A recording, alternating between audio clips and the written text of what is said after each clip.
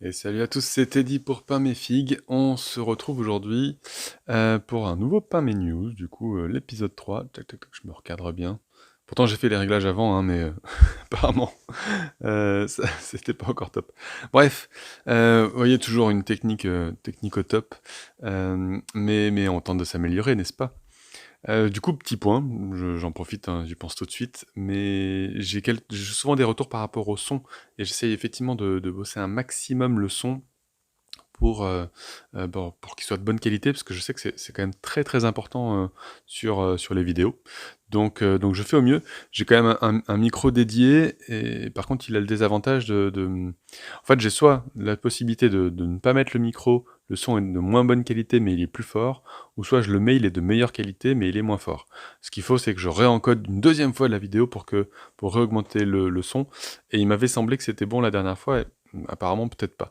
Donc je vais à chaque fois, enfin pourtant je fais un check-up à chaque fois, mais n'hésitez pas à me le dire, j'essaie voilà, de m'améliorer aussi là-dessus autant que je peux, sachant que, que je fais l'ensemble de mes vidéos sur le téléphone, en fait. Tout le montage se fait sur le téléphone, donc voilà, je fais avec les moyens du bord aussi. Bref, on en est où? Alors, sur les retours que je peux avoir aussi sur ces vidéos-là, comme je vous dis, n'hésitez pas à m'en faire, à me donner des idées aussi de sujets que vous aimeriez que je traite, même rapidement, juste me demander un avis sur quelque chose, sur un produit, sur n'importe quoi. Enfin, ça peut être l'occasion, ça donne un sujet de discussion par rapport à ça. Sur les retours que vous avez pu me faire sur ces premières vidéos, la première vidéo, j'avais présenté cette rouille, hop, hop, les effets rouille de chez Valero Mechacolor. Et c'est vrai que plusieurs gens m'ont dit «Ah, on voit pas bien sur la deuxième vidéo ce que ça donne, on voit pas ce que ça donne en vrai». Donc vraiment, du coup, ça m'incite pas mal à... Enfin voilà, du coup, je suis en train de cogiter à faire une vidéo dédiée là-dessus, toute bête, hein, mais même si elle est courte, mais d'avoir un temps ouais, une vidéo dédiée sur l'utilisation de ça, ou sur le vieillissement du métal plus généralement. Donc voilà, du coup, à voir. En tout cas, moi, je trouve que c'est assez motivant d'avoir ce genre de retour, et voilà, a priori, je vais m'atteler à ça très prochainement. Voilà. Si j'ai le courage dans la journée, pourquoi pas. Mais sinon, très prochainement, en fait, faut que je trouve... J'ai encore jamais fait ça, mais faut que je trouve des bits ou des pièces dédiées. Habituellement, quand je fais une vidéo, c'est que j'ai quelque chose en cours où je me dis, tiens, ça peut être intéressant de le montrer. Je sors rarement une pièce en me disant, faut que je fasse telle vidéo, donc je sors telle pièce. C'est plutôt en fonction de la pièce que j'ai sur ma table que ça me donne une idée de vidéo et de choses à vous montrer. Voilà. Donc là, c'est un procédé un peu inverse, ce qui vraiment va dans le sens, en tout cas pour moi, de vous remercier d'être quand même vachement nombreux. Là, encore une fois, on s'approche des 2000 abonnés, donc c'est quand même hyper satisfaisant. Voilà, il y a pas d'objectif par rapport à ça, plus, je vise pas des milliers d'abonnés, mais voilà, autant vous remercier quand même de ça, et donner un peu plus de contenu, donner en tout cas un minima, un peu plus d'importance à la chaîne en ce moment. Voilà, moi je suis content de faire cette petite vidéo de partage. Moi, ça me permet vraiment euh, de dialoguer. Enfin, ça paraît bête de dire ça parce que je suis tout seul là face à mon micro et à mon écran. Et pour autant, avec les retours que j'ai, je trouve que c'est beaucoup plus interactif, et c'est vraiment, c'est hyper porteur. Quand on fait un live, quand on est tout seul ou autre, c'est encore différent. Mais ouais, je sais pas, là, je trouve ça pas mal d'avoir des news un peu régulières, et enfin de vous en donner, et du coup d'avoir un retour là-dessus, sur des envies qu'il pourrait y avoir, des questions qui seraient très actuelles pour vous, et autant que possible d'arriver à y répondre. Voilà. Dans les petits retours que je peux avoir aussi sur les vidéos que je fais, une des dernières c'était sur le test de l'impression 3D chez Torx, et entre-temps il y a eu une vidéo sur Iggy TV qui a parlé des impressions 3D. Touc, touc, donc c'était assez intéressant. J'ai trouvé que c'était... je suis en train de ressortir le truc du coup. Mais ouais, sa vidéo qu'il fait avec Mahar, et puis un troisième compère qui, j'ai oublié son nom, je m'en excuse, mais en tout cas, il vous parle de l'impression 3D et de l'impact sur les jeux de figurines. Regardez, ça va être magnifique. On va se mettre ça en mode tac, paf, bastock, voilà. Donc super intéressant cette vidéo. Je suis pas encore allé au bout, elle fait 2h33, hein, mais c'était plutôt chouette. Donc j'ai commencé à regarder ça. Et je trouve que c'est assez intéressant. En fait, j'ai eu beaucoup de commentaires sur ma vidéo disant non mais tu sais c'est hyper facile l'impression 3D, tu devrais t'y mettre et c'est vrai que plus j'entends ça, je me dis bah oui c'est vrai, mais bon en même temps, j'en reviens toujours un petit peu. C'est très, ça tourne en boucle hein, pour là-dessus me concernant. Je vois des beaux fichiers, je me dis allez, ah franchement ça donne envie. Puis rapidement je me dis ah mais j'ai quand même pas la place. Ouais mais c'est quand même facile à faire. Ah mais les gens me disent que c'est bon. Et puis au final, j'ai cette vidéo qui me conforte quand même dans l'idée que c'est pas si simple en fait. C'est bien, ça a l'air chouette, mais c'est quand même du temps. Je pense que quand on est passionné, on se rend pas compte du temps que ça prend. Moi, je passe un temps fou sur la peinture.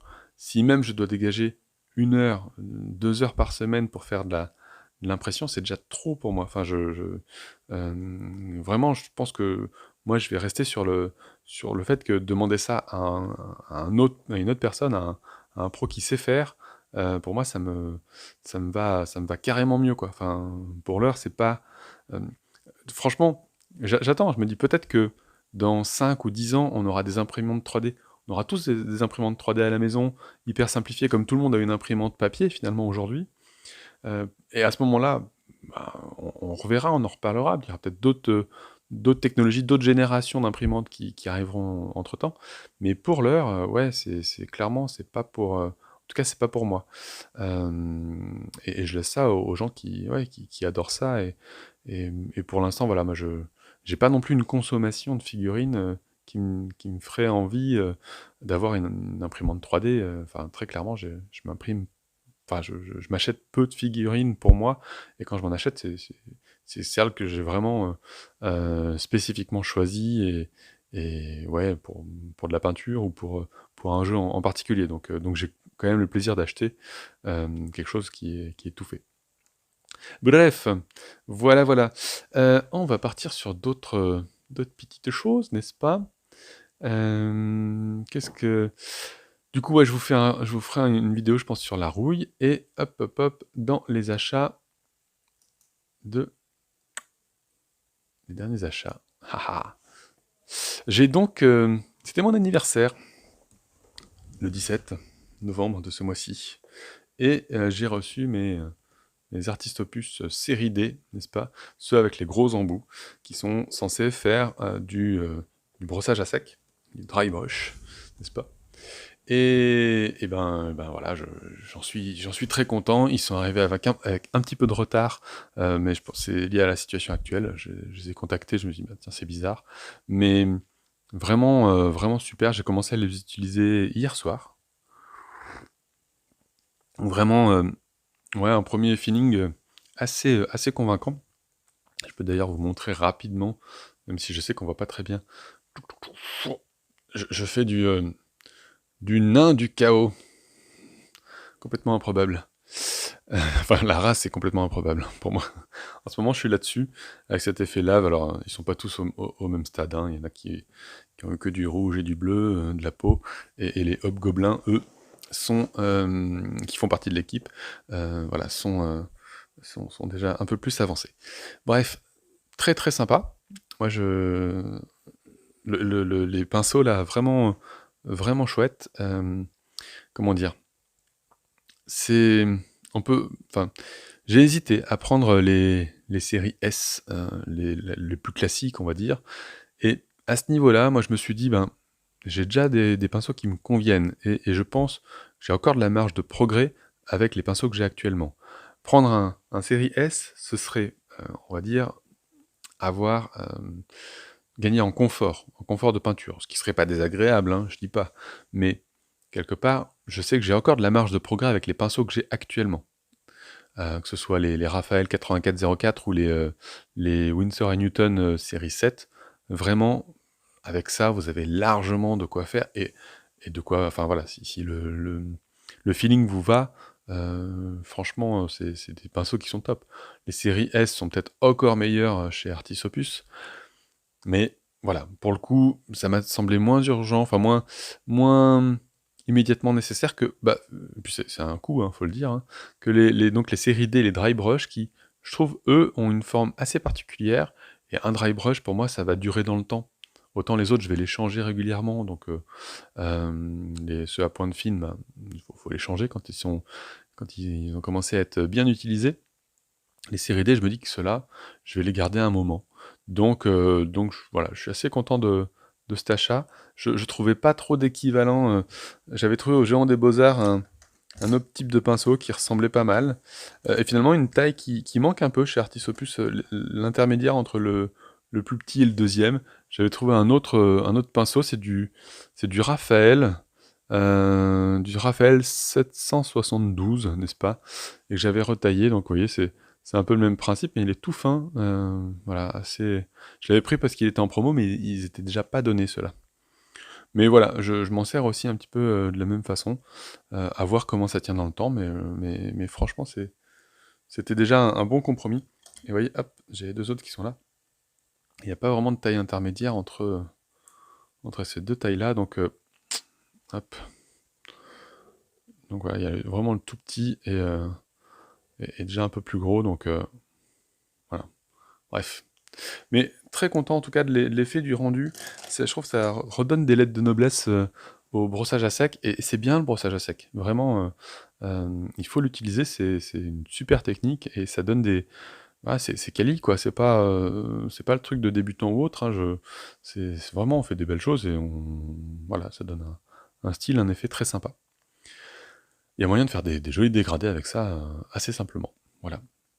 Bref, donc voilà, ça c'était mon cadeau d'anniversaire, donc je suis très content de l'avoir reçu, et je sais pas, encore une fois, si je ferai une vidéo dédiée sur ça, mais vraiment, en tout cas, je peux vous dire que j'en suis très content, et je ne peux que les recommander.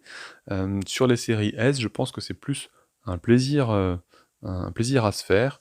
Peut-être qu'un jour j'en aurai et que je vous dirai l'inverse, hein, que je vous dirai, mais non, vraiment, je disais n'importe quoi, et c'est un cran au-dessus. Je vois des commentaires passer sur YouTube, sur Facebook là-dessus, et voilà, je peux tout à fait me tromper, j'assumerai sans problème. À l'heure actuelle, en tout cas, je ressens pas le même manque. Vous voyez, si j'étais resté jusqu'à présent que sur du Prince Auguste, du bon Prince Auguste, mais qui est quand même qui est peut-être 2 fois moins cher que le Raphaël, je me sentirais limité. Clairement, au niveau de la pointe, au niveau du pinceau lui-même, je me sentirais plus limité que vraiment un excellent pinceau comme les références que j'ai pu citer, le 8404 et les Winsor & Newton. Voilà. Aujourd'hui, je suis pas limité par un Raphaël. Aujourd'hui, je suis limité par ma peinture, quoi. Voilà, faut que je progresse là-dessus et pas et pas en changeant de pinceau, très clairement.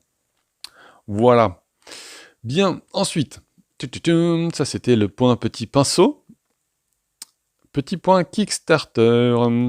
Kickstarter. Alors ça, j'avais envie d'en parler parce que j'attends beaucoup de ce Kickstarter. Je sais pas, ça m'a l'air vraiment, vraiment, vraiment cool. Donc, ISS Vanguard, enfin petit non, prochain projet de Awaken Realms, et ça a l'air sympa, donc exploration spatiale avec un système de classeurs pour ranger qui a l'air, ma foi, assez sympathique. Donc quelques figurines. Enfin ouais, voilà, je suis ça de... On verra, je vous en reparlerai s'il y a quelque chose à en dire.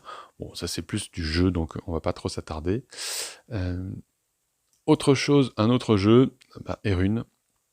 Ah, j'en reparle parce que bah, là on arrive sur les derniers jours du Let Plage, donc une des dernières occasions de choper Erune dans sa version Kickstarter, dans sa version voilà, pour soutenir effectivement le créateur et lui permettre de diffuser. Tac, Erune. Donc c'est un petit dungeon crawler avec une application.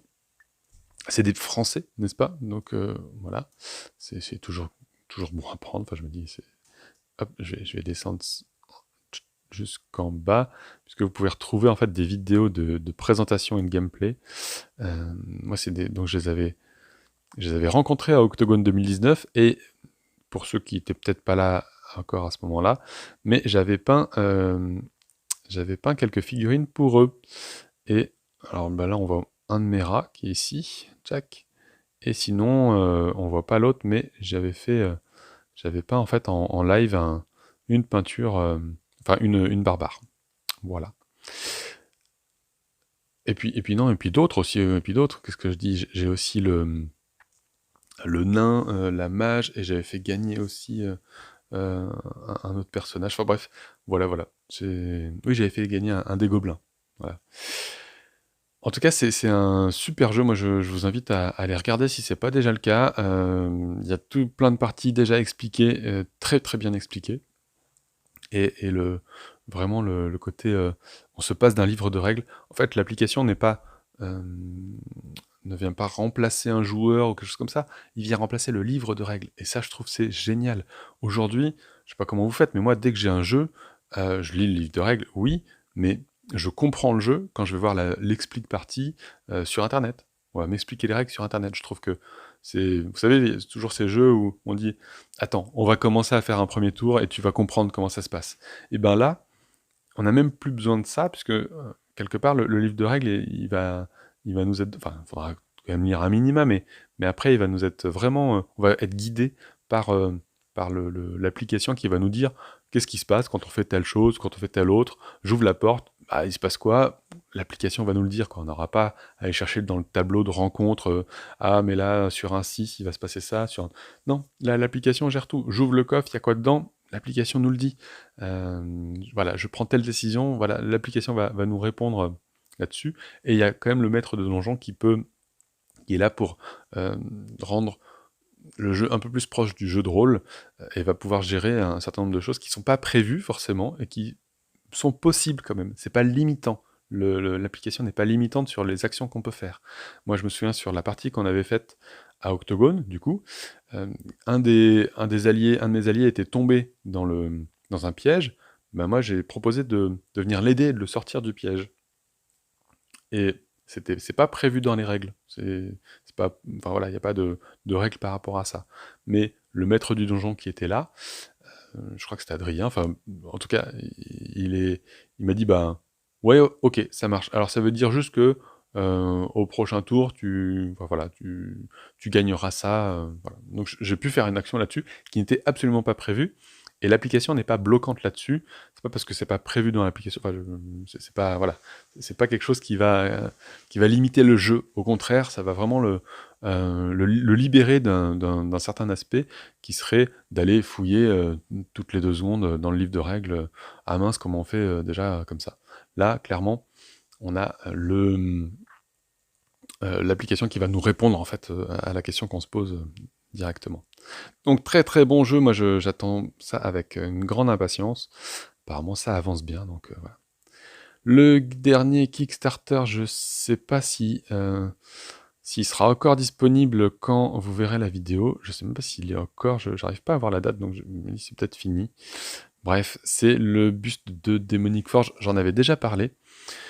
Mais voilà, alors pour être très honnête, moi je suis pas ultra fan de ce buste. Voilà, c'est pas un style qui me parle particulièrement. Je l'étais beaucoup plus de Lady Gadriel. Voilà, je cherchais le nom la dernière fois, mais ce buste-là, je le trouve très très chouette. Donc c'est un truc que j'aurais pu prendre. Mais pourquoi j'en parle? Alors déjà, si ça vous intéresse, vous avez toujours l'occasion de vous renseigner, et même si vous n'avez plus accès au Kickstarter, eh bien, il sera en vente à un moment donné. Mais j'en parle parce que c'est donc 3 artistes qui s'occupent de faire... 4 artistes même. Il y a les 4 studios, donc Angel Giraldez, Julien de À la Bonne Pindouille, l'Atelier du Tif et Little Mini Studio. J'imagine que vous connaissiez Giraldez, j'imagine que vous connaissez Utif parce qu'elle fait des vidéos. J'espère vraiment très sincèrement que vous connaissez Julien de À la Bonne Pindouille, qui, moi j'en ai déjà parlé ici, hein, mais donc qui chapeaute beaucoup l'octo-painting tous les ans. vraiment un vrai acteur, je trouve, du hobby et de la peinture. Donc un peintre pro qui fait beaucoup, beaucoup de box art, enfin bon, voilà, moi je pense que si j'ai un cours à prendre avec un pro, j'irai auprès de lui parce qu'il est lyonnais, comme moi, donc, et qu'il a un style et il est hyper pédagogue, donc voilà, je pense que c'est vers lui que je me tournerais si je devais prendre un cours. Par la proximité aussi, hein, il y a d'autres peintres qui m'intéresseraient beaucoup si j'étais sur Paris ou sur Lille, notamment Piggy Pug Workshop et Girio pour Paris. Voilà. Donc ouais, pourquoi j'en suis là? Je veux vous parler de lui, Little's Mini Studio. Il s'agit de Angel. Il y a deux Angel hein, dans les peintres qui participent là et qui ont un buste à nous montrer avant la livraison et qui vont d'ailleurs vous pouvez acheter leur pièce unique dans ce Kickstarter si vous voulez une pièce unique d'un de ces quatre artistes. Vous pouvez le prendre. Angel, c'est un type qui, pour moi, c'est un vrai artiste. Hop, je suis allé sur sa page page Facebook. Donc voilà, il a entamé le bus. Moi, je trouve que, alors beaucoup de gens aiment le bleu. Moi, je suis assez fan du traitement du tissu blanc, que je trouve toujours assez complexe et qui rend super bien ici. Ouais, pour moi, Angel, c'est un vrai artiste. Je crois qu'il est danseur à côté de ça. Enfin, vraiment, voilà, un type très très investi dans ce qu'il fait. Euh, et ouais, et là, je pense que c'est son premier box art. Et vraiment, il a une qualité, il a un coup de pinceau assez phénoménal. Il est reparti avec l'or en confirmé sur l'Octopainting de 2019. Et il le méritait amplement, amplement. Donc vraiment un artiste à suivre, moi j'aime beaucoup. Et voilà. Et un type très très humble en fait. Limite trop humble, je trouve.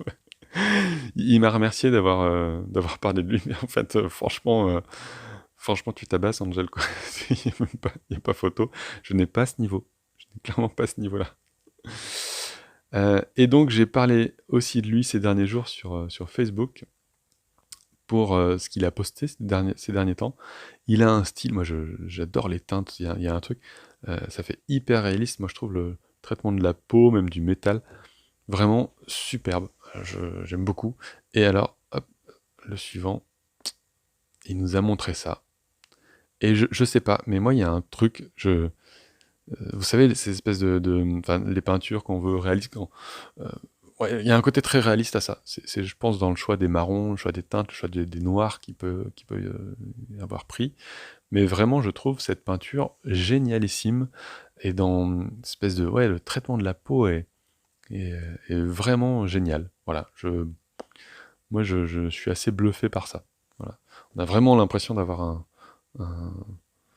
une peau là, je sais pas, un peu, un peu écailleuse, un peu...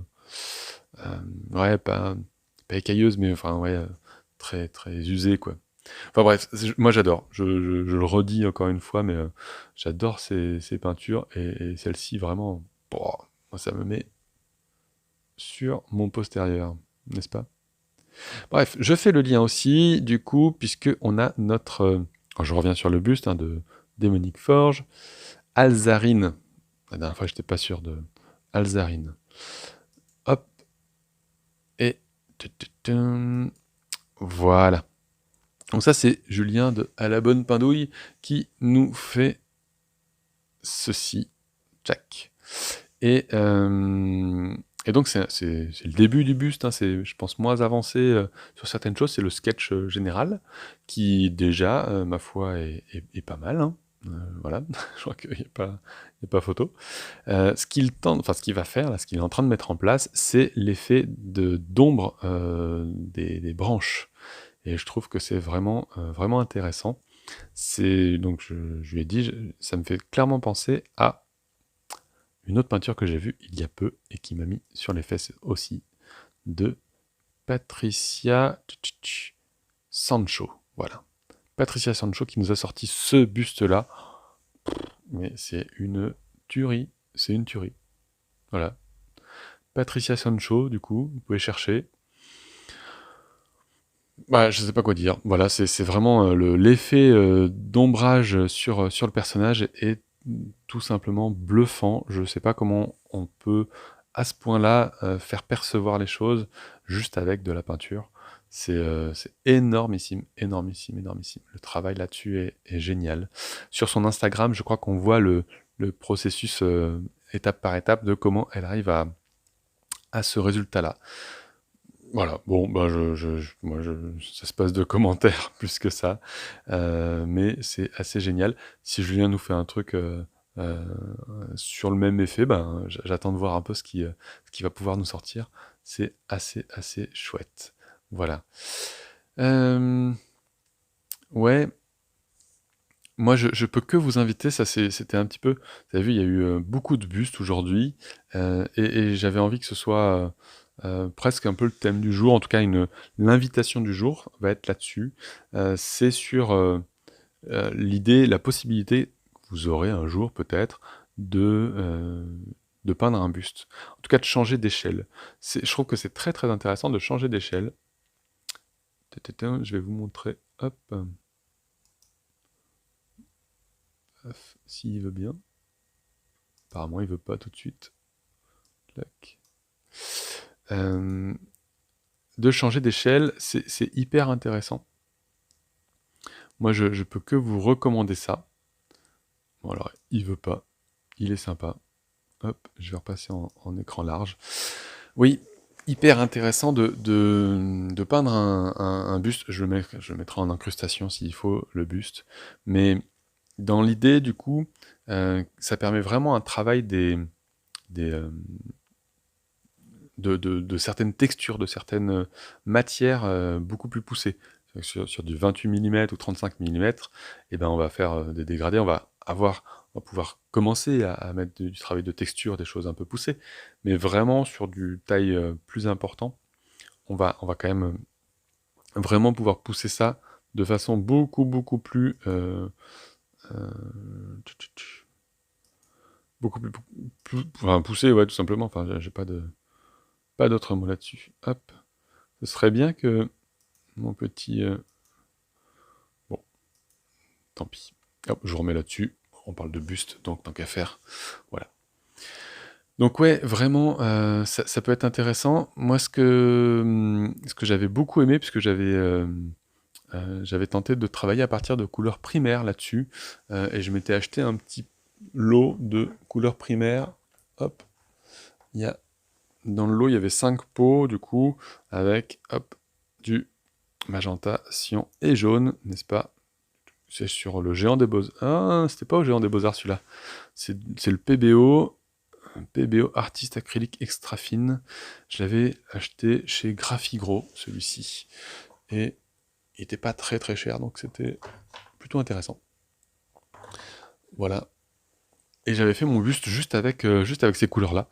Vraiment, c'était un exercice en soi qui était, euh, qui était très instructif en fait. Ça va vraiment nous apprendre. Enfin moi, ça m'avait beaucoup appris sur les mélanges et sur ce qu'on pouvait, ouais, vraiment faire. Je vais pas dire que ça m'a libéré de quelque chose, mais quand même, ça m'a beaucoup, euh, ouais, enfin, ça m'a ouvert d'autres portes, on va dire. Vraiment, ça m'a ouvert d'autres possibilités.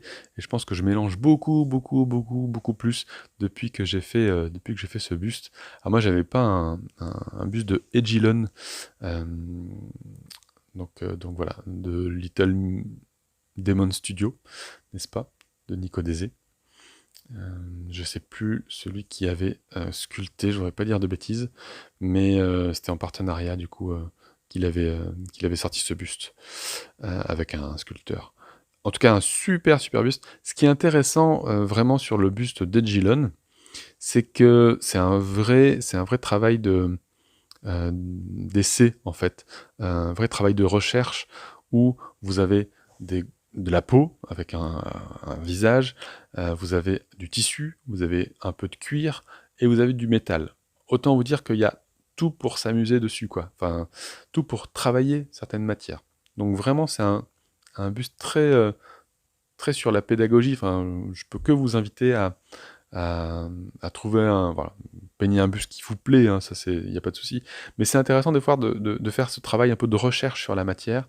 Et là, sur celui-ci, il y a tout ce qu'il faut. Donc vraiment, faut le prendre comme un travail de recherche, je pense, en se disant, bah, là, j'ai envie de progresser sur telle chose, bah, je vais me prendre ce buste-là, pourquoi pas, ou sur un autre buste s'il y a autre chose que vous voulez bosser, hein. Mais voilà, celui-ci est assez complet pour, on va dire, voilà, pour englober un certain nombre de choses en une seule pièce. À ce prix-là, ça vaut le coup. Vous voudriez bosser avec du NMM, vous ferez peut-être un buste où il y a de l'armure partout, hein, c'est possible, hein. Mais là, il y a de tout et c'est intéressant de bosser de tout. Voilà, je pense qu'on va s'arrêter là pour notre épisode numéro 3. Donc, encore une fois, peignez bien, amusez-vous bien. N'hésitez pas à me faire des retours un petit peu sur tout ça, à me dire si vous avez déjà peint un buste ou si, ouais, ou si voilà, vous comptez en peindre un jour, du coup. Mais parce que c'est ouais, voilà, moi, je pense que c'est une vraie, ça apporte vraiment beaucoup. Donc n'hésitez pas à me dire ce que vous en pensez vous. Et éventuellement, moi c'était un buste que je pensais présenter à l'Octopainting de cette année. Je l'avais peint il y a longtemps, mais c'était dans cette optique-là. Je l'avais acheté l'année dernière, au dernier Octopainting. Donc à voir. Je suis toujours pas décidé sur quelle pièce je vais partir là. Donc je ne sais pas. J'espère trouver rapidement. Voilà. J'espère que vous savez. J'espère que vous participez, n'est-ce pas? Et ma foi. Encore une fois, bah ouais, à très bientôt. On s'arrête là pour de bon cette fois-ci. Bonne journée et bonne fin de semaine à vous.